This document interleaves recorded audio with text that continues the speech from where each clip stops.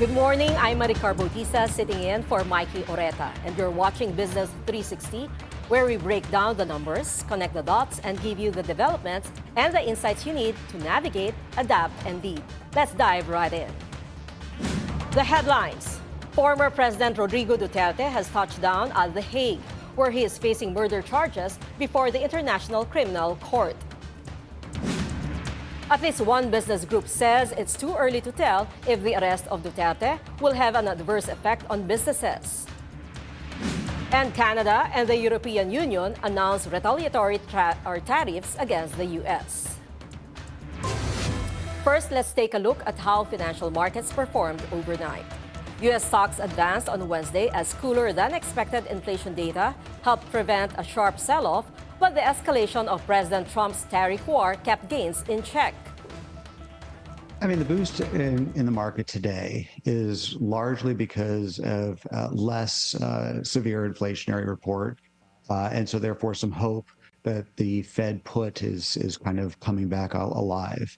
And we've seen some evidence of that lately. I mean, the market's been in a correction. It's been due for a bounce. It's almost looking for any excuse to try to find its footing. Whether this is the start of a recovery, however, is a little bit premature to know. The Dow Jones Industrial averaged down by 0.2%.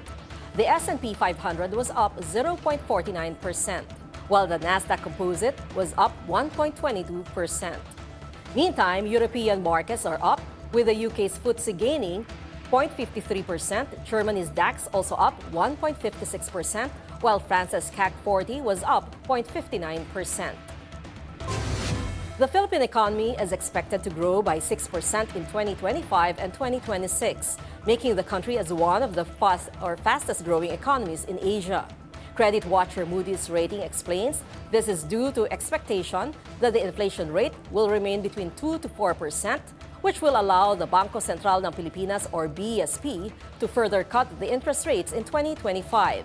The agency also projects that the domestic consumption and investment will improve, giving more stimulus to the economy. Moody's, meanwhile, maintains a stable outlook for the Philippine banking system due to strong economic growth, further rate cuts, and stable inflation. It adds these will give or drive credit demand and support loan quality. It is still too early to tell if the arrest of former President Rodrigo Duterte will affect the business sector. That's according to George Barcelon, chairman of the Philippine Chamber of Commerce and Industry, or PCCI, during a business forum with Slovenia. While the arrest surprised him, Barcelon assures the public they are actively pursuing foreign investments and exporting Filipino products. For Diwa Gunigundo, former deputy governor of the Bangko Sentral ng Pilipinas or BSP, Duterte's arrest may boost the economy, as it will send a signal that the government does not tolerate extrajudicial killings, and there is rule of law in the Philippines.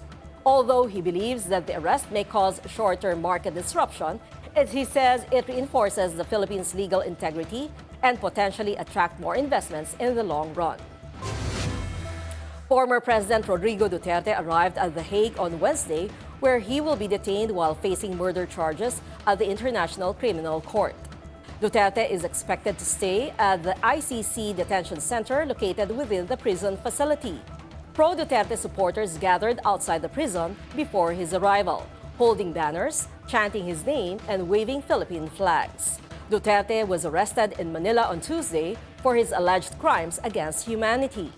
The 79-year-old could be the first Asian former head of state to go on trial at the ICC in The Hague. Former President Rodrigo Duterte released a video message on Facebook before he arrived in The Hague. There, the former chief executive acknowledged his past actions related to law and order, and even framed the situation as part of his destiny.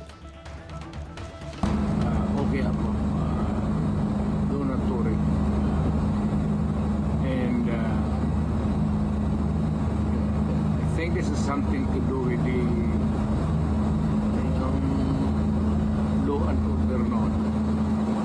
At sinasabi ko naman sa mga pulis, military na trabaho kayo at ako ang managot. So ito na nga, for all of the whatever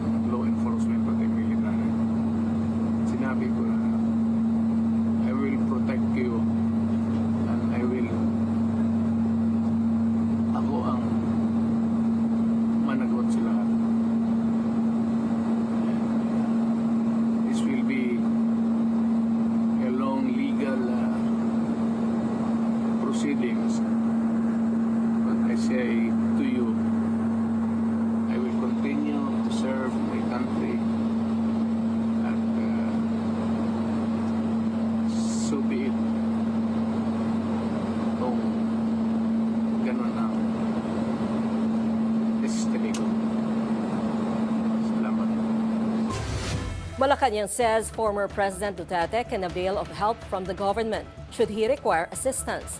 This comes after the former chief executive arrived in the Netherlands. The Philippine embassy to the Netherlands said it has provided consular assistance to Duterte, citing order from the Philippine Foreign Affairs Department.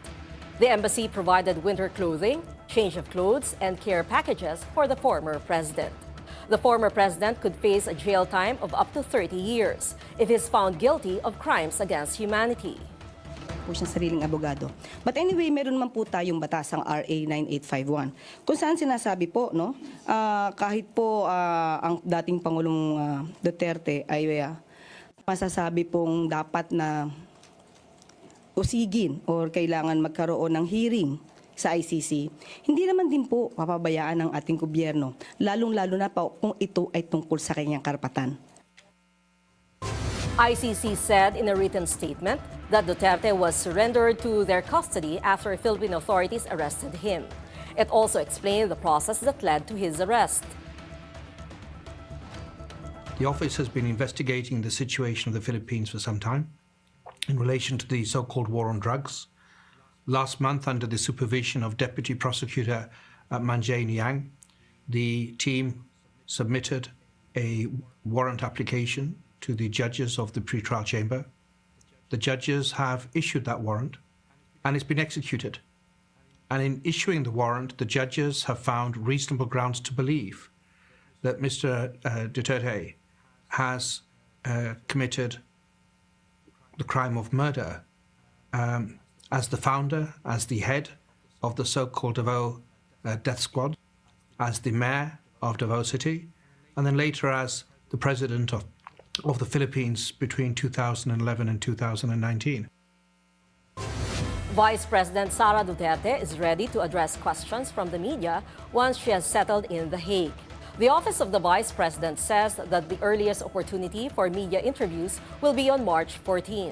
On March 13, the Vice President will meet with lawyers and seek access to her father, former President Rodrigo Duterte. Presidential Communications Office Undersecretary Claire Castro says that the Office of the President issued a travel authority for Vice President Duterte to go to Europe. Castro explains she was allowed to travel to Germany, France, Belgium, and the Netherlands from March 11 to April 30. There are still legal remedies available for former President Rodrigo Duterte, who was flown immediately to the Netherlands following his arrest. Retired Supreme Court Senior Associate Justice Antonio Carpio tells BNC's Agenda, Duterte can file a motion for reconsideration before the ICC and even ask to post bail. He explains the petition for a temporary restraining order filed by Duterte's lawyer before the Supreme Court is already moot and academic. As far as ordering the government to stop, kasi there's nothing to stop. Umalis na eh. As far as ordering the return, you cannot order the return sa isang bansa na. Iba na yung jurisdiction, iba na ang korte doon. Former Chief Presidential Legal Counsel Salvador Panela counters Carpio's statement. Kaya nga kami nag-file ng petition for habeas corpus. Kasi ang teorya namin, ang gobyerno ito may ginawang mali. Kaya hindi po pwedeng argumento nila na isinurrender nila. Yung pag-surrender mo isinuko mo nga yung kasarilan at yung territorial integrity. So ikaw lumika ng mali, iwasto mo yan. Whether you like it or not, you have to do something about what you have done wrong. Bring him back here and explain to us why you're doing it. Senator Bato de la Rosa says he felt betrayed after President Bongbong Marcos earlier said he will not cooperate with the International Criminal Court. But despite this, former President Duterte was arrested and flown to The Hague. In his Facebook post, the senator explains he does not want his family to suffer from this issue, adding that he is ready to join his former boss in detention if all legal remedies have been exhausted. He hopes that he will be allowed to take care of Duterte. We're taking a quick break. Please stay with us as we dive deep into the numbers and narratives that matter most to your bottom line.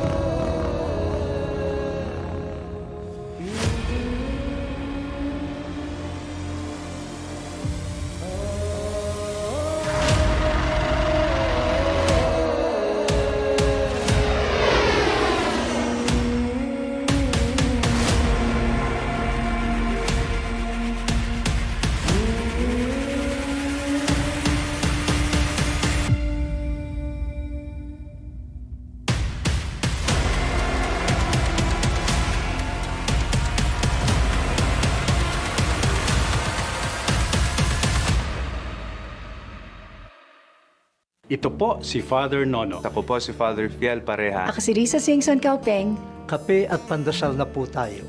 Ito po si Cardinal Chito Tagle.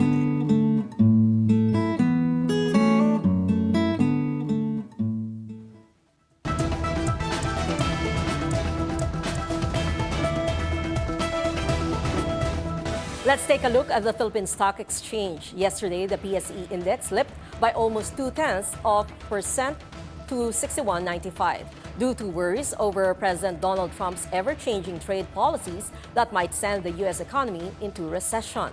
And today, the main index is currently up by 0.5% to 62.27. Among sub-indices, only industrial is in the red. Mining and oil has the biggest gain at more than 2%. Advancers currently outpacing decliners 70 to 50. 30 stocks are unchanged, or rather 34 stocks are unchanged. So far, value turnover has reached 703 million pesos. Meanwhile, at the foreign exchange market, the peso opened weaker at 57.39 against the dollar from its previous close of 57.36.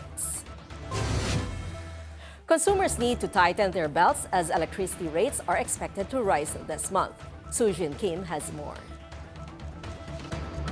Expect higher electricity rates this month as the National Grid Corporation of the Philippines announced a hike in ancillary service rates, even as transmission wheeling charges have decreased. According to NGCP, wheeling charges dropped by 3.14% from January to March. However, due to a 5.05% increase in ancillary service charges, total electricity costs for consumers have gone up. Kapag tumataas yung demand, so medyo bumababa yung rates ng transmission. In terms of the ancillary, hindi namin masasabi. Due to extreme heat, electricity demand surged to 12,467 megawatts, exceeding the DOE's forecast of 11,870 megawatts. Historically, naglalaro ng mga 5 to 6% yung increase sa Luzon. Normally, peaks during May for Luzon. And based on last year, Luzon, Visayas, and Mindanao, talagang may lahat dahil nga sa heat index. Maraming paraan kung bakit affected ang energy security natin pag umiinit ang panahon. Unang-una, pag mainit ang panahon, tataas ang gamit mo. Mas malaki ang kailangang enerhiya para mapalamig from a high temperature para maibalik dun sa ideal temperature natin. No? So, yun, the machines work harder. Besides higher consumption, unplanned outages at power plants have strained supply, forcing greater reliance on ancillary services. Very critical talaga sa power security yung pagpasok ng committed plants. Kaya ang panawagan natin talaga is kahit papaano bawasan yung pagtaas ng konsumo. So 2 factors, pumasok yung committed. Pangalawa, sana walang maging unplanned maintenance shutdown. When asked about the worst-case scenario this summer, NGCP warned of possible power shortages. The worst case is we will see red and yellow alerts within the year. Ngayon, kung kailan yan mangyayari at kung gaano yung extent at severity ng magiging alerts na yan, hindi pa natin masasabi sa ngayon dahil yan yung pinag-uusapan namin with the Department of Energy. Sujin Kim, Bilyonaryo News Channel. Metro Pacific Investments Corporation or MPIC's core income surges to more than 20 billion pesos in 2024 as it raised its capital expenditure target for 2025. Sujin Kim returns with this report. Another record-breaking year for Metro Pacific Investments Corporation, led by ultra-bilyonaryo Manuel V. Pangilinan. MPIC's core income surged by 21% to 23.6 billion pesos in 2024 from 19.5 billion in 2023. The power business remained the biggest income driver, followed by toll roads and the water segment. MPIC remains confident in sustaining double-digit income growth for 2025. For 2025 core income budget, our target is also double-digit, but not on the higher, low double-digit target. But obviously, we hope to be able to, achieve that and more. MPIC raised its capital expenditure target for the year. The entire capex for the MPIC group is about 101 billion. For 2025, it's about an increase of about 15% from this year. Meanwhile, Metro Pacific Tollways Corporation, or MPTC, plans to sell 20% of its stake to strengthen its financial position. It was also a record year for Maynilad, with core income soaring 40% to 12.8 billion pesos, its highest ever. This is their all-time high, 12.8 billion for Maynilad. For 2024, as mentioned earlier, the two biggest contributors on our core income really would be power and water. So power with energy sales and the lower provisions. And for water, they've actually done everything right across all financial metrics if you see their numbers. So they're really poised to come out with a good IPO stance for this year. Maynilad is now gearing up for its initial public offering within the next 2 quarters, targeting up to 30% share listing on the Philippine Stock Exchange by 2027. The company is preparing so that it can be push button within this year. If we push it next year, we might be running out of options already. So it's the sweet spot really is this year. And we have already banks helping us. We have HSBC, Morgan Stanley, UBS, and BPI helping us. On the other hand, Maynilad guarantees no unplanned water shortages for a second consecutive year in 2025. The water levels at Angat as well as Laguna Lake are relatively healthier this year than last year. Plus, we are proud to say that the mitigating actions that we have started since 3 years ago is already in place and ensuring that there will be no unplanned service interruption. Sujin Kim, Bilyonaryo News Channel. Exporters from the Philippines want to participate in more product expositions and support for raw materials. This as the country joined the 50th International Food and Beverage Exposition, or FoodEx Japan 2025, along with more than 80,000 exhibitors from across the globe. Agriculture spokesperson Assistant Secretary Arnel de Mesa says exporters requested for similar expositions so they can promote their products. De Mesa gave the assurance that the Agriculture Department will continue to review regulations to streamline procedures for exporters, enhance the ease of doing business, and ensure the increase in production of raw materials. U.S. President Donald Trump said on Wednesday that nobody is expelling any Palestinians from Gaza.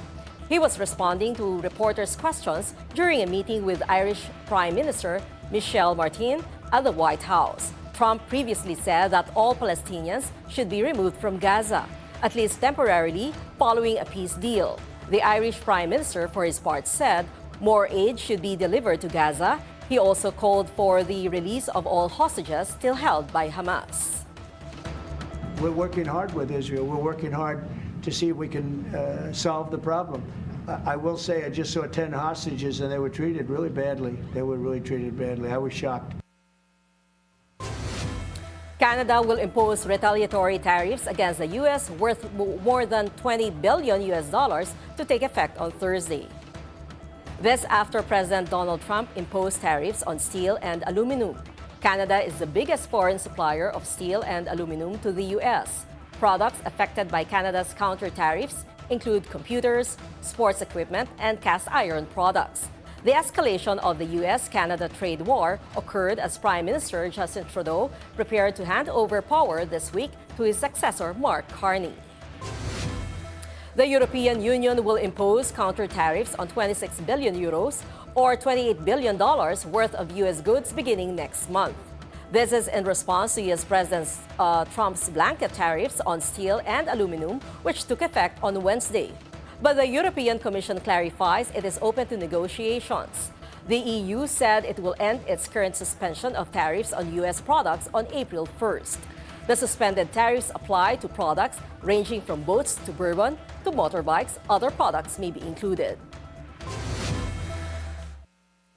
And that's it for Business 360. I'm Maricar Bautista. Keep it here on BNC, the Bilyonaryo News Channel, for the latest on former President Duterte's arrival at the Hague, rather.